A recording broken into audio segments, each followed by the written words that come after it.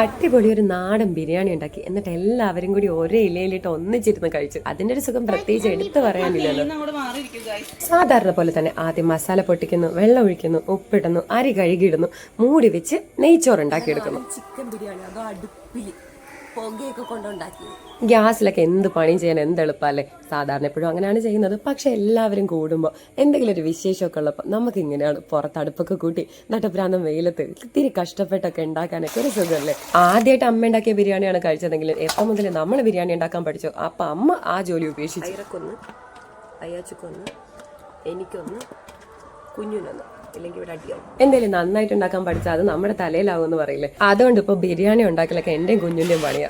മഞ്ഞൾപ്പൊടിയും മുളക് പൊടിയും നല്ലോണം പെരട്ടിയിട്ട് ചിക്കൻ ആദ്യം ഒന്ന് വറുത്ത് മാറ്റി വെക്കണേ. എന്നിട്ട് വേണം അതിനുള്ള മസാല റെഡിയാക്കാൻ. ഇത്തവണ ഇക്കാക്ക് നമ്മളെ നല്ല രീതിക്ക് സഹായിച്ചായിരുന്നു കേട്ടോ. അത് രണ്ടെണ്ണം ഇരിക്കുന്ന കണ്ടില്ലേ, ഞുറുക്കും തിന്നോണ്ട് അവര് സഹായിക്കാനിരിക്കുക. പാവന്റെ കെട്ടി ഞങ്ങൾ കഷ്ടപ്പെടുന്ന കണ്ടോണ്ട് കോഫിയൊക്കെ തിളപ്പിച്ച് തന്നു. കൂട്ടത്തില് വട്ടും കരലൊക്കെ വറുത്ത് തന്നു.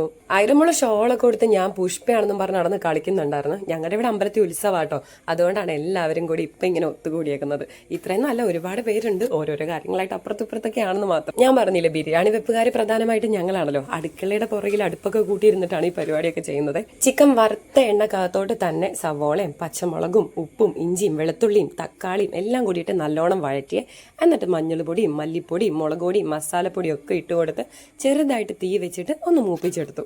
ഒന്ന് മൂത്ത് വരുമ്പോൾ അതിലേക്ക് തൈര് ചേർത്ത് കൊടുക്കണേ. ഞാൻ സാധാരണ കട്ട തൈരാണ് ചേർക്കുന്നത്. ഇത് അമ്മ മാറ്റി വാങ്ങിച്ചുകൊണ്ട് വന്നതുകൊണ്ട് ഈ ലൂസായിട്ടുള്ള തൈര് ചേർക്കുന്നതാട്ടോ.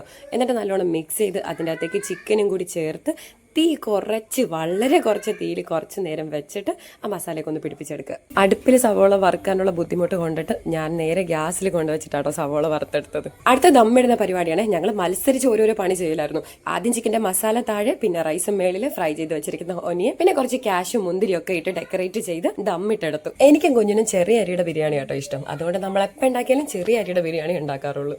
പിന്നെ തട്ടിക്കൂട്ടി ഒരു സലാഡ് ഉണ്ടാക്കി. പിന്നെ നമ്മൾ ഉണ്ടാക്കിയ ബിരിയാണി അല്ലേ, ബിരിയാണി അടിപൊളി ആയതുകൊണ്ട് സലാഡ് ഇല്ലെങ്കിലും കഴിക്കാം. അങ്ങനെ ഞങ്ങൾ എല്ലാവരും കൂടി ഫുഡൊക്കെ കഴിച്ച് ബിരിയാണി കഴിച്ച് ക്ഷീണത്തിൽ ഒന്ന് കിടന്ന് ഉറങ്ങിട്ടോ. അപ്പൊ അത്രയുള്ളൂ. ബൈ.